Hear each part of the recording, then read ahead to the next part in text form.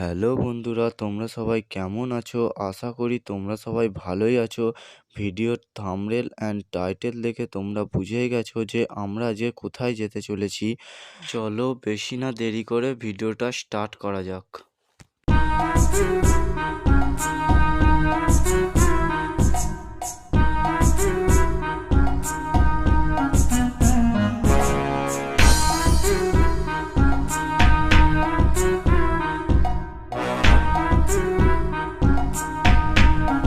Hello guys, আমরা চলে এসেছি এখন শালিমার স্টেশনে। তোমরা দেখতেই পাচ্ছ আমার পেছনে আছে এখন শালিমার স্টেশন। তো আমরা এখান থেকে যাব পুরী। তো চলো শালিমার স্টেশনে ঘুরতে।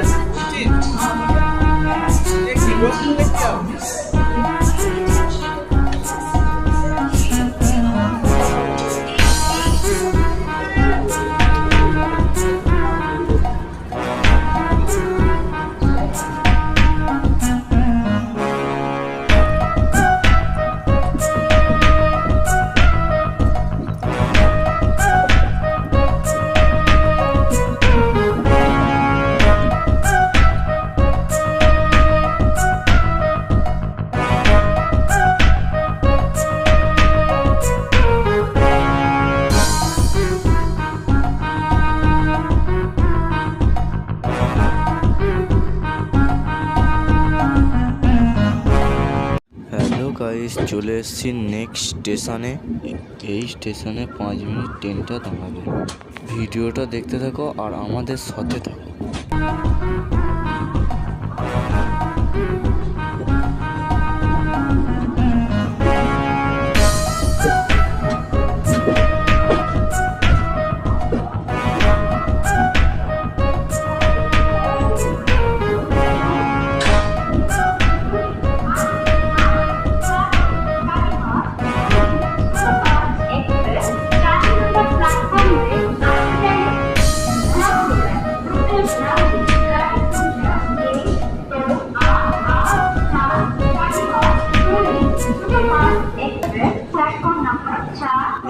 ভিডিওটা পুরো দেখতে থাকো, আমি দেখা করছি সেই পুরী স্টেশনের সকালে।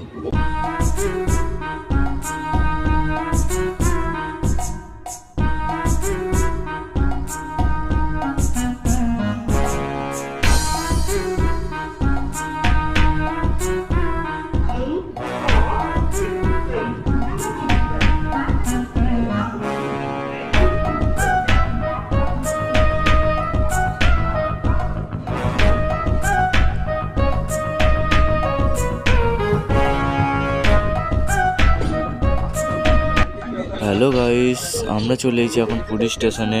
ট্রেনটি এখন পুরী স্টেশনে ঢুকছে।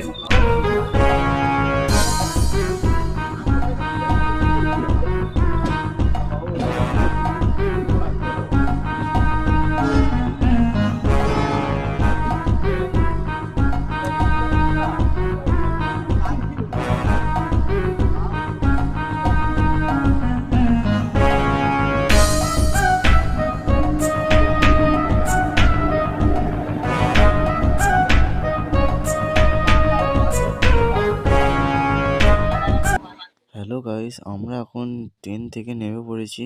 ট্রেন থেকে নেমে পড়ে এখন আমরা যাব বাইরের দিকে। আর তোমাদের এই ট্রেনটার নাম এবং নাম্বারও বলা হয়নি। এখন আমি এই নাম্বার আর নামটাও বলে দেবো তোমাদের। ট্রেনের নাম হলো শালিমার টু পুরী জগন্নাথ এক্সপ্রেস। ট্রেনের নাম্বার হলো 12887 জগন্নাথ এক্সপ্রেস। আর ট্রেনটার সামনে দেখেও তোমরা দেখে নাও যে ট্রেনটা কিরকম দেখতে।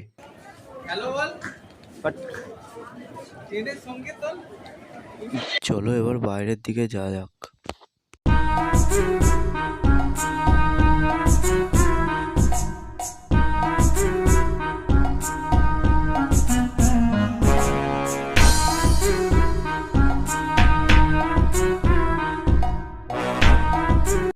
হ্যালো বন্ধুরা, আমরা চলে এসেছি এখন স্টেশনের বাইরে। এখানে অটো বা ম্যাজিক গাড়ি রয়েছে। যে কোনো গাড়িতে আপনি বসবেন, বসে বলবেন যে আমি হোটেলে বা আশ্রমে কোনো মন্দিরের সামনে যদি যেতে চান চলে যাবেন এইখানে ম্যাজিক এবং অটো গাড়ি নিয়ে। আর আমাদের দেখুন এখানে দেশের পতাকা উঠছে, কত সুন্দর লাগছে। আর সামনের ভিউটা দেখুন, এত সুন্দর লাগছে এখানে। আমি উঠে পড়েছি একটা টাটা সুমো গাড়িতে। এখান থেকে চলে যাব আমাদের আশ্রমে, যেটা হলো মন্দিরের একদম পাশেই। আশ্রম থেকে মন্দির 5 মিনিটের দূরত্ব। চলো আমি আশ্রমে পৌঁছে তোমাদের সাথে দেখা করছি। ততক্ষণ ভিডিওটা দেখতে থাকুন।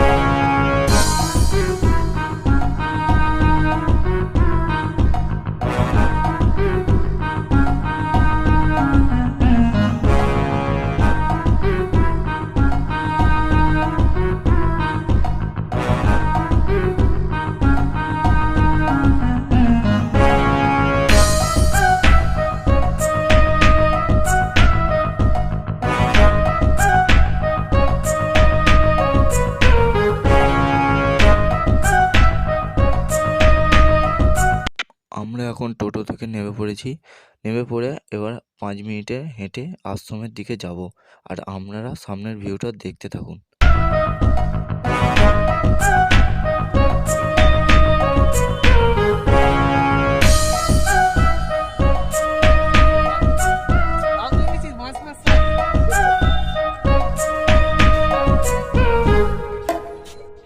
হ্যালো গাইস, সেই দেখা যাচ্ছে দেখুন মন্দির, এবং মন্দিরের পাশেই রয়েছে আমাদের আশ্রম। চলো মন্দিরের সামনে যাওয়া যাক। আর তোমরা ভিউটা চেক করো, কত সুন্দর লাগছে দেখুন ভোরবেলা মন্দিরের সামনে।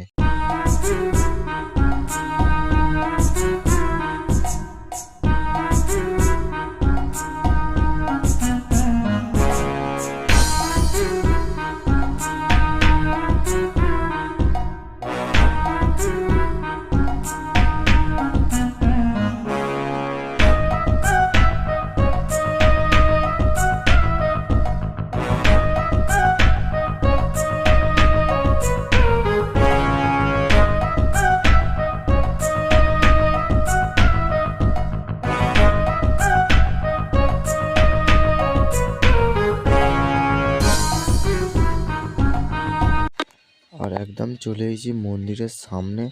দেখুন কত সুন্দর লাগছে মন্দিরটা সকালবেলা। হ্যালো গাইস, মন্দিরের ভেতরে কোনো ক্যামেরা বা ফোন অ্যালাউ নেই, তাই জন্য আমি তোমাদের কোনো মন্দিরের ভেতরে ফটো বা ভিডিও কোনো কিছু দেখাতে পারবো না। তোমরা শেষ পর্যন্ত ভিডিওটা দেখো।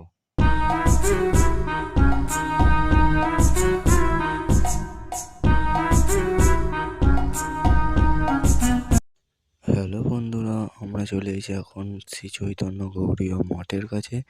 এইটাই ছিল আমাদের আশ্রম, এইখানে আপনারাও আসতে পারবেন। আমরা এখন বেরিয়ে পড়েছি বিকেলবেলা মন্দিরের কিছু আশপাশে কিছু মন্দির ভ্রমণ করার জন্য। বিকেলে সামনের মন্দিরের ভিউটা দেখুন।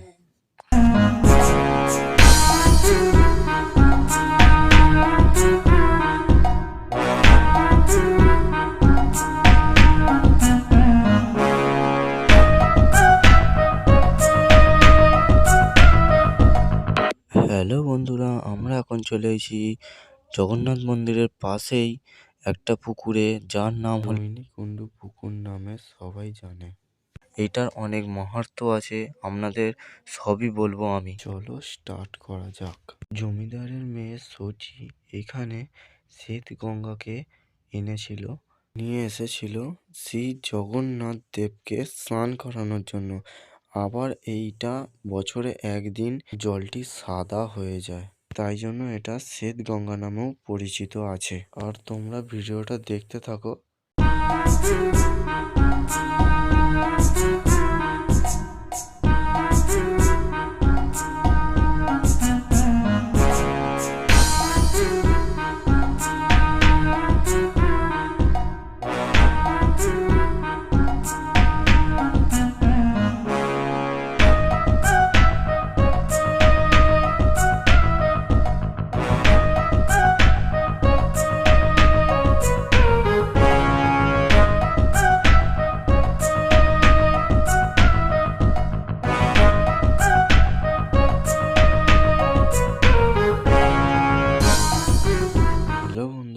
চলে এসেছি আমি। এই পুকুরটার পাশেই একটা মন্দির আছে। এইখানে শ্রী চৈতন্য মহাপ্রভু প্রথম পুরীতেই এসেছিল এই জায়গায়। আর এর ভেতরে ক্যামেরা করতে দেয়নি, তাই জন্য আমি তোমাদের কিছুই দেখাতে পারিনি। চলো, ভিডিওটা যতটুকু আমি তোমাদের তুলে ধরতে পেরেছি সেইটুকুনি দেখো।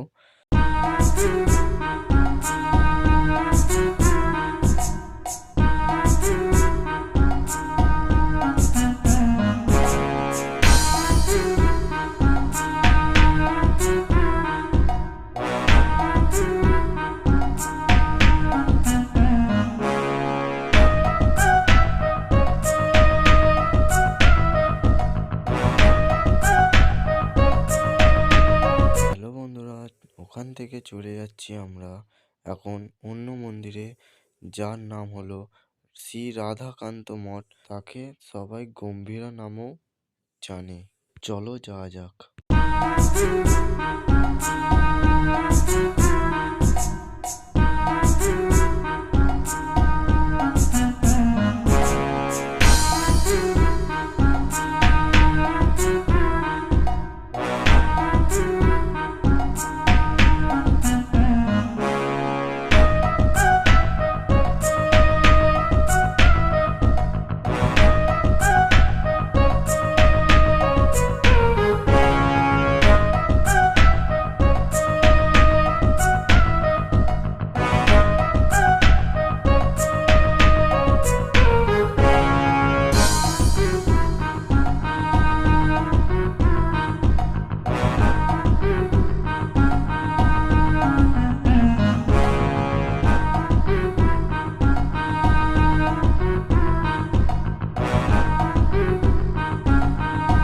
হ্যালো বন্ধুরা, চলে এসেছি আমরা গম্ভীরা মঠের ভেতরে।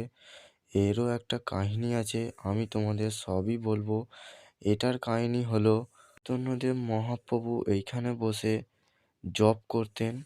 এটার ওই জন্য নাম হয়ে গেছে গম্ভীরা। এইখানে কোনো বাইরের আওয়াজ ভেতরে যায় না, তাই জন্য এটা গম্ভীরা নামে পরিচিত। আর এইটারও ভেতরে ক্যামেরা করা যাবে না। তোমরা পুরো ভিডিওটা দেখো, তারপর আমরা চলে যাব সিদ্ধ বকুল গাছের কাছে, যেটা শ্রী চৈতন্যদেব মহাপ্রভু নিজে হাতে বসেছিলেন। এই বকুল গাছের অনেক বড় একটা কাহিনী আছে, এই কাহিনীটা বলবো আমি সবই তোমাদের।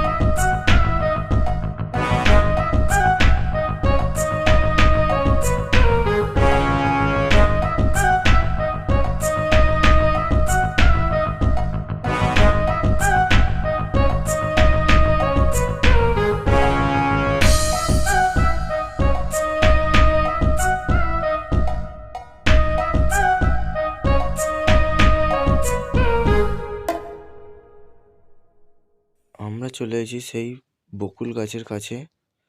আমি তোমাদের বকুল গাছটা দেখাবো।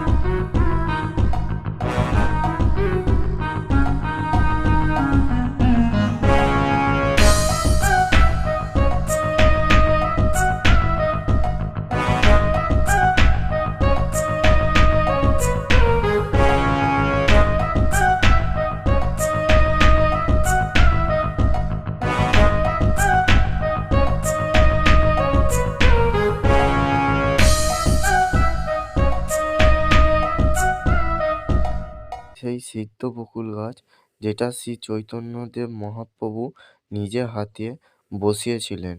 এর কাহিনীটা হলো, শ্রী রাজা ইন্দ্রদুম্ন যখন এই বকুল গাছটিকে দেখে, তখন সেনাপতিকে বলে যে এই গাছটিকে কাটার জন্য। কারণ তখনকার দিনে এই গাছের গুঁড়ি দিয়ে রথের চাকা হতো। এই চৈতন্যদেব বলেছিল এই গাছটিকে না কেটে অন্য গাছ কাটার জন্য, কেননা এই গাছটির নিচে শ্রী চৈতন্যদেব আরও কিছু শ্রী চৈতন্যদেবের সঙ্গীরা এই গাছটির নিচে বসে জপ করতেন। তখন রাজা ইন্দ্রদুম্ন এইসব না কথা শুনে সেনাপতিকে আদেশ দেয় যে এই গাছটি কাটার জন্য। তখন শ্রী চৈতন্যদেব বলেছিল ঠিক আছে। রাতারাতির মধ্যে সেই গাছটির যে গুঁড়ি হয় বা মেন শাঁস যেটা হয়, যেটা দিয়ে রথের চাকা হয়, সেটাই নেই। তারপরের দিন সকালবেলা কাটতে এসে দেখে যে গাছটি ছালের ওপরে দাঁড়িয়ে রয়েছে। এই ছিল সিদ্ধ বকুল গাছের কাহিনী। চলো ভিডিওটা দেখো।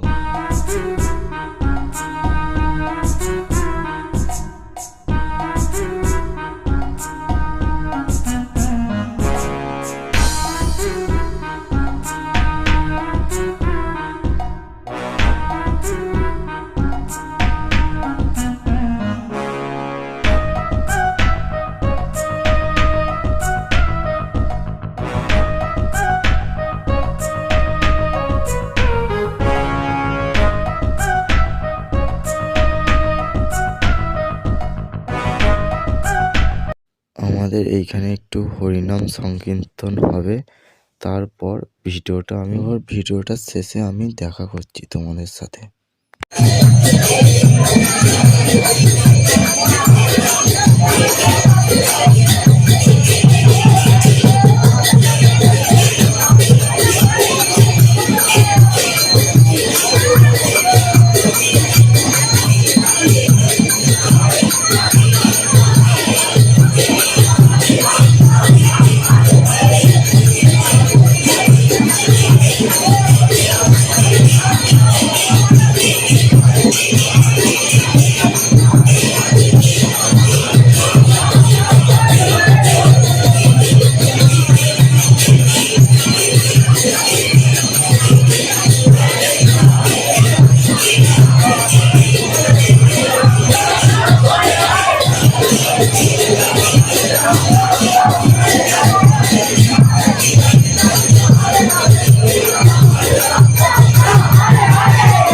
হ্যালো বন্ধুরা, ভিডিওটা কেমন লাগলে বলবেন কমেন্ট বক্সে। ভিডিওটা যদি ভালো লাগে চ্যানেলটিকে সাবস্ক্রাইব করে বেল নোটিফিকেশনটাকে অন করে যাবেন এরকম ভিডিও দেখার জন্য।